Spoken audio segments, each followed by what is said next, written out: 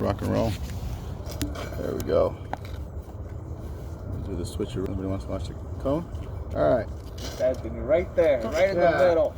Yeah. We got to get the lookers in here. Get in here, Andy. No. Anyways, we were just talking about creating video content that we're gonna upload that you can send to me. I created a YouTube page for Defense Co. And it's in what you guys will have. It'll be a resource there. If you guys make videos of, like I mentioned, if we look at the back of the truck and we're like, it looks unswept, it's not sorted, it's not standardized, right?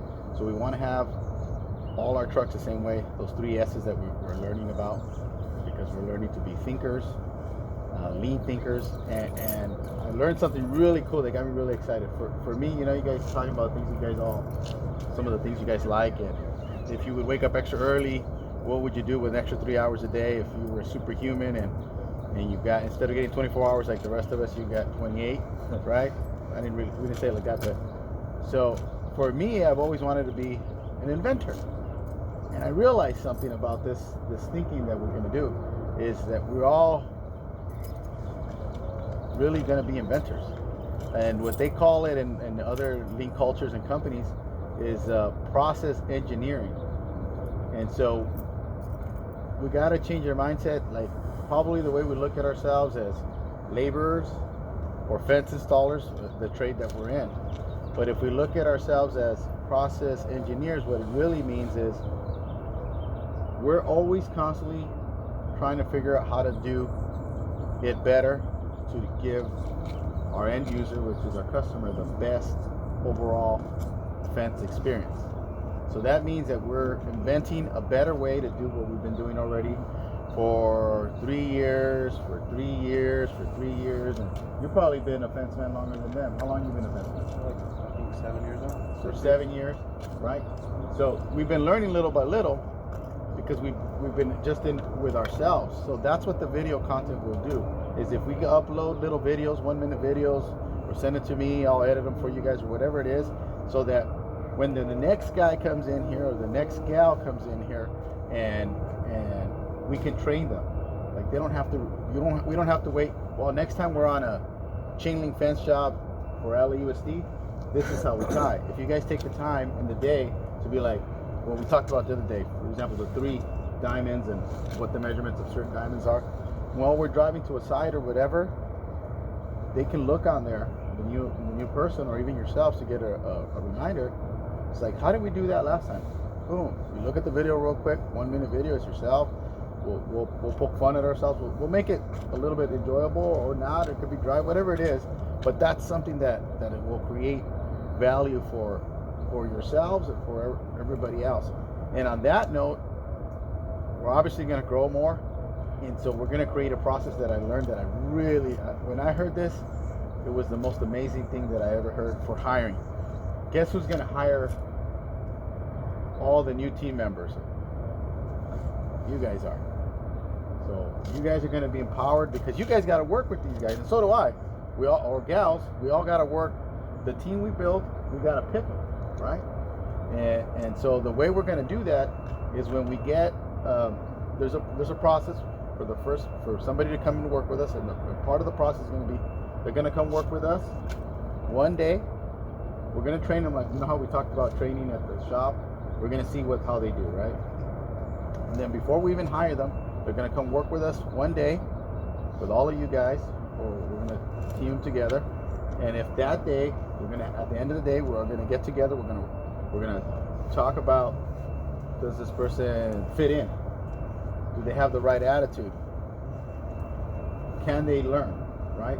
Because attitude is going to make the difference. If they have the right attitude, we can teach them what we're thinking, right? So that's step 1 of the process. They're still not hired. They'll come work with us a day. At the end of the day, we'll all talk, or the next day we'll have a meeting. And if it's a yay or nay from a consensus from all of you guys, then they'll come back another week. Then we'll pay them. They're still not hired. We'll all work together for that week, and then we'll get together again. Every single one of us. And as we grow, every single one of us is going to put our input. And if we don't get 100%, 100%. Like you say yes, yes, yes, and you say no, then we will not hire that person, because that's how we're gonna build a freaking awesome team where we have cohesiveness and we can create what we want for ourselves, which is good flow to provide our customer, right? That end product that they want, that they need, that they're paying for. So there's some criteria, and it goes back a little bit to what we talked about yesterday about I had always before talked about production and then safety, then production, right? I did hit on something that is correct. It is safety first. And the 10 versus the 100, right? Do 10 feet or 10 jobs versus right quality, that's what that means, right? Versus 100 jobs that are not good, right? So we want 10 right, or whatever it is. And I'm just using that as a number. So the criteria that you guys got to look for in every single process that you guys do is safety first, because if you get hurt, then it doesn't even matter. It doesn't even matter whatever we did. It doesn't even matter. It's critical, because we're investing in each other all this time and energy to train ourselves to get better. And if one of you guys is down, first, the human cost to yourselves or the person that got hurt. Second, the time to the team and all the investment that we're making for each other. It's not good. So safety first, and then it's quality. You gotta double, triple, quadruple, quintuple. I don't know how to keep going with those, but we gotta just get down on the quality. Like every single little thing. Like I said yesterday, we're the opposite thinking. We gotta slow down. We're thinking we want to get more production. The best way to do that is to slow down. It sounds opposite. I heard Jocko Willenick, I always quote his book, Extreme Leadership. I heard him say, slow is smooth and smooth is fast, right? So that's what that means. We're going to slow down. I told a story about how the way I work and why I work fast sometimes, most of the times. I've described myself as a squirrel worker, right? It's because I don't really know what I'm doing, right? Because I haven't taken the time to train myself to learn, to really think about what I'm doing, right? So if we go down the quality, criteria number 2 is quality, and then number 3 is simplicity. So that's where your minds will come in to invent a simple way to do everything. That's why I love the bucket thing, the bucket method. I think about that man Luciano. I wish I could remember his last name, but I tell a story about him. Like, I don't agree with it, but it worked. He was very simple. No fancy toolbox. It's just a bucket. Had all his crap in there. He'd dump it in the middle of the fence line. He worked right. He worked left. It was very efficient. And when you saw it from the outside, you're like, oh, that's a little bit. It looked messy to me, right? But his productivity level, everything, it was just, and his quality. He had like high quality rate. He was the fixer. I remember in that company, Commercial Fence, shout out to them. His Gary Brown's son AJ runs that, really cool dude. Anyways, he was one of the top guys at that company, and there was so many different tiers in that company of different. There was guys that installed 200 feet a day, crews, right, and then there was crews that installed 20 feet a day, and then they would go back. So it was like 0 a day, and so that. But what happened there? It was the lack of this, right? Cohesiveness. Training, where you get top guys that know how to do stuff, that are just insulated doing it by themselves. We got to do it all together. And as soon as you know how to do something better than the other guy, and we'll talk about that in a second. And then simplicity. So simplicity is going to lead you guys to be the inventors that I'm calling you guys, right? You guys are going to be able to invent a different process, a different way to do it, simpler, right? And at the very end of all the criteria will be smooth is fast and fast is slow is smooth and smooth is fast will come at the end. That's when we're going to get speed, which is the four criteria that we'll need to meet to create that end product, which is quality fence installs. I was watching some videos earlier today, and like if I ask you guys, and I'm stealing this from the the video, the story. If I ask you guys, how long does it take you to change a tire? Like the fastest you've ever changed a tire? 15 minutes. 15 minutes? Have you ever changed a tire, Roman? I think I have once, yeah. It took me a long time. Yes, sir. Yeah. How Like 40 an hour? minutes. Yeah. 40 minutes? Yeah. 10, 15 minutes? 10, 15 minutes. What if I told you that a tire, not one tire, 4 tires can be changed in 3 seconds? Yeah, NASCAR. Yeah. Yeah. And those guys practice every freaking day. But 3 seconds, that's the top tier guy. The top. Well, That's 4 even tires, NASCAR. not by one guy. Yeah. By 4 guys. So there's a video of these guys, 3 seconds, and they fuel up the car. The car comes in, zoom, 14 guys, and then they don't run. You know how you see them? They're not NASCAR. These are Formula One guys. The top tier tire changers are not even NASCAR guys. You seen those videos of the NASCAR guy? He jumps over the car and does that, and they look like they're running. If you look at these guys, if you guys get to watch this video, I'll send it to you guys. They almost so gently, in 0.3 seconds, gently walk up to the car. Like this motion. Just walk to the car and move back. And everybody's calm. You can see it like super calm. So they and then you think, wow, you just throw a lot of labor at stuff, which I've done. I've been guilty of that when I want to finish fast, I throw a lot of labor. But that's not the solution. Really what's happening is what you said. They train, right? They practice that drill over and over and over. Actually, that particular team, they beat it by 1 second with half of it. So they got even better with less people. And so that's something that's absolutely possible for us, you know, that we can get to 3 seconds, you know. I talk about the 5 second save. The reason I talk about that, it's not like, it's because I just want you to see the waste, right? So that we can work on fixing the waste. And what else? Every day we'll talk about those wastes. And you guys had an assignment, maybe a defect story. You're gonna get to go first. Do you remember that? Any defect story or anything you can talk about defects? About yesterday? About any day. It could be yesterday. It could be some long time ago. That you fucked up? No. Just that you see a defect in either defense or you worked at Suckit. What was the name of the company you worked at before? Zarp. It's a cool ass name, Zarp. You worked all over the place. You worked at Crown. You worked at defense. Yeah, seen lots of defects at defense. Well, I won't put you guys on the spot. Think about it, and we'll talk about it. But they are those things. I got one. Tell me. Que nos traían así en chinga.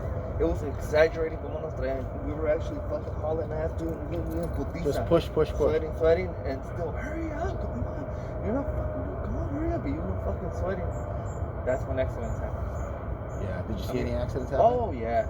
Oh. I mean, my crew did a couple bad stuff. Yeah. You know, but it wasn't Because really you had our the fault. pressure.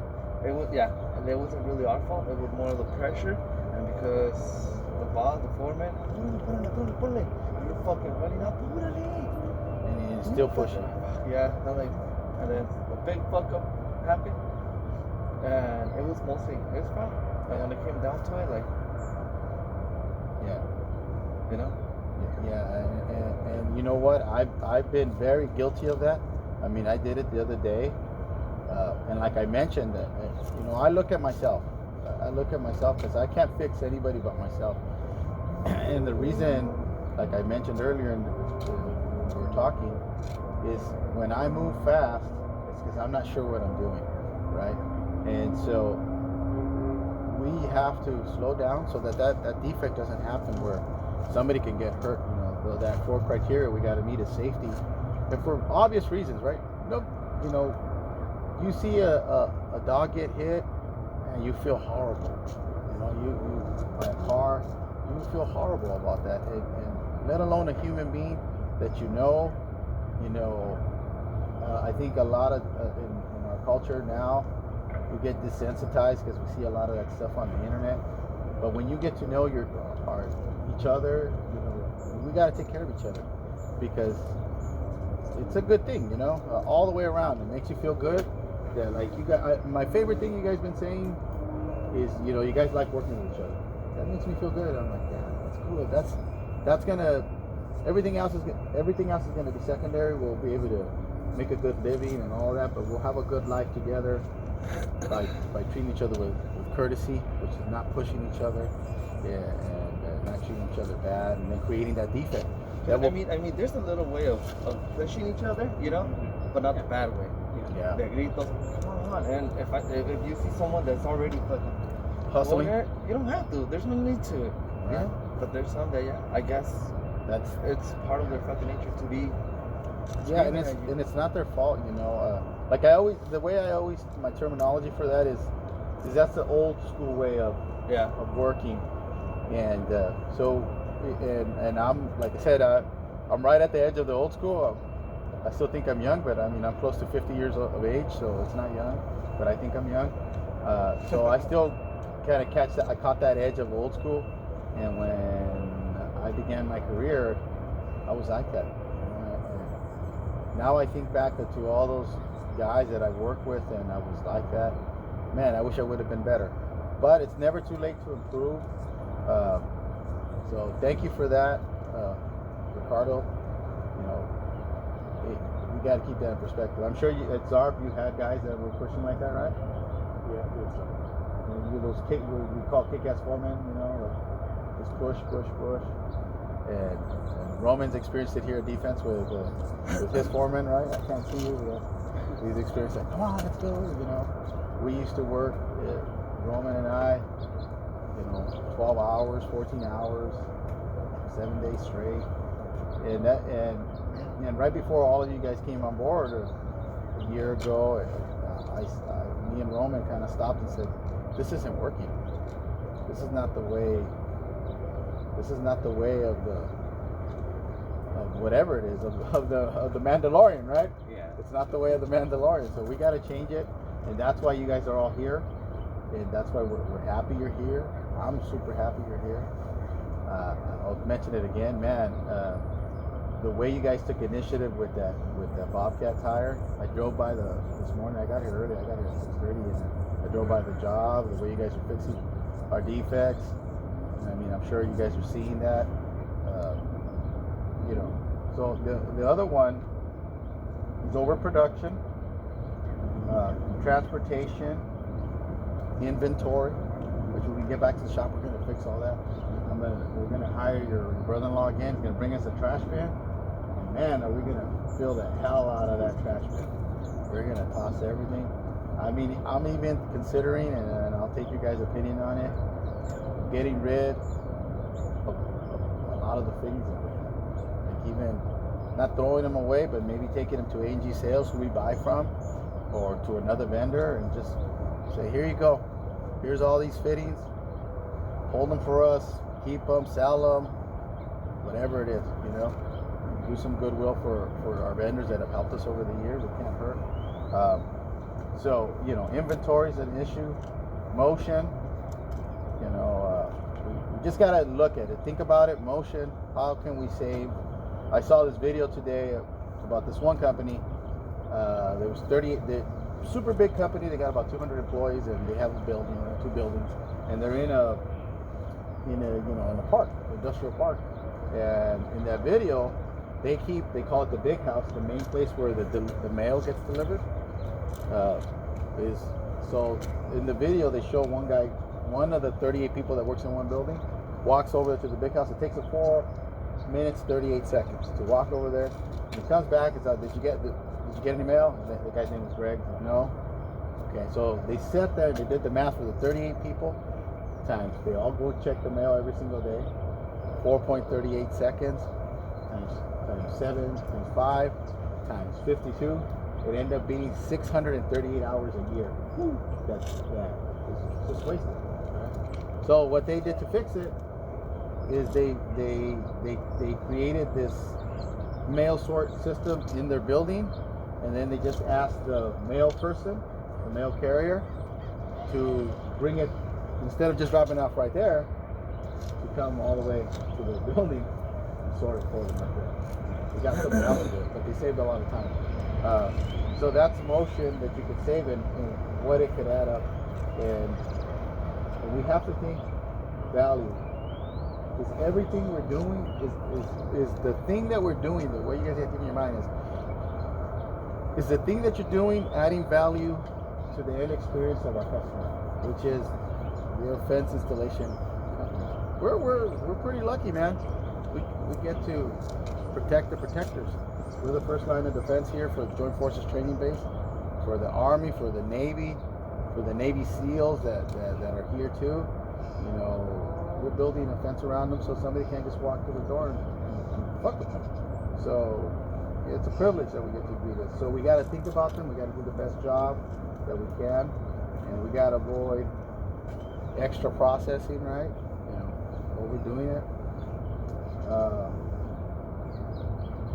And talent. We can't waste our talent. I think with you guys, there's so much talent here, and that's why I'm calling you guys you guys are going to be the inventors, the innovators. Shout out to Innovative Fence.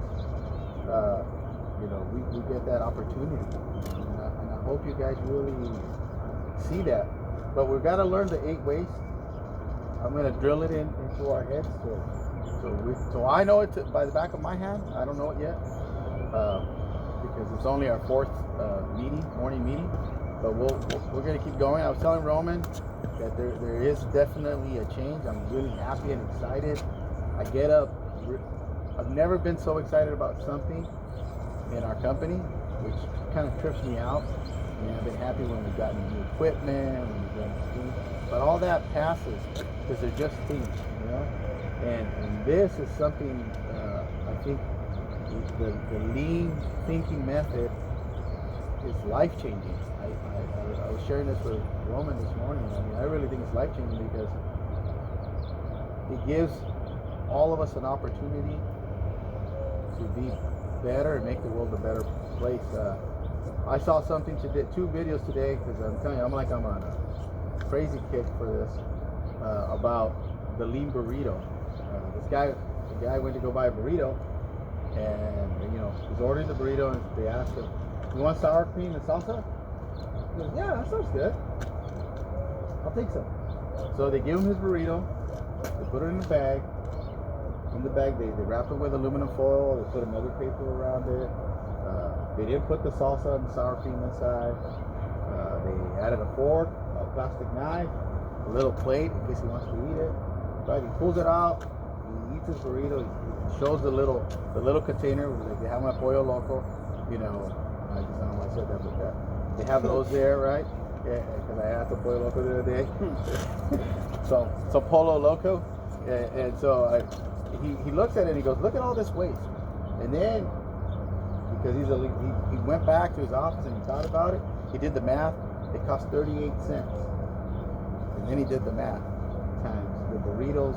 I think in the U.S. they sell 10 million burritos a year or something. I don't know. I can't remember. But it ended up being hundreds of thousands of dollars that gets wasted. So he went back to the place he bought the burrito, shared the information, and then said, "Well, what's the solution?" Right? That's the problem. His mind is thinking like that. What's the solution? The solution is just put the salsa and the sour cream in the burrito, wrap it with aluminum foil, and 1 napkin. He said, "That's what I want. I'm the customer. That's what I want." He went and expressed it to them. He said, "Can I get a lean burrito with sour cream salsa?" They handed it to him. They saved 38 cents. Doesn't seem like a lot, but in that calculation he did, you know, that waste, it's going to go in the landfill. You know, and we're you know, you hear a lot of people talk about, well, the green environment, let's take care of the world and all this initiatives and all that. Well, that's something that if you guys see it, it can affect change, because it's tons and tons and tons of trash that we don't need. You know, the other guy I saw in the video, I thought, but this is the point is, it's like how you could start looking at the world and what we're doing, right? And the other guy, you know, he went to Starbucks. He saw the lean burrito video, and he goes to Starbucks every day. and he sees that they take your order, they write your name down, they print a tag, they paste it on your cup, right? And then they call it out, and then you drink your coffee, and then you throw that cup away in the paperweight. So what he did is he bought the steel Starbucks coffee container, wrote his, got a label maker, which I got a good label maker, put his label, he got the code, because every company has their own codes. I think it was XT8 or something like that, which basically said what kind of coffee it was and all that. And he put it right on the coffee. And he walks up to Starbucks, gives them the cup. They instantly know what he wants because it's on there. They know what his name is.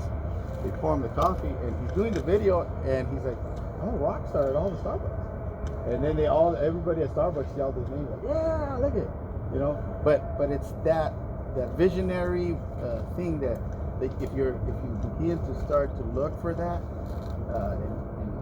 in our work activities, because that's the part that we're thinking about right now, but it can translate to everything that we do, everything that we get in our car.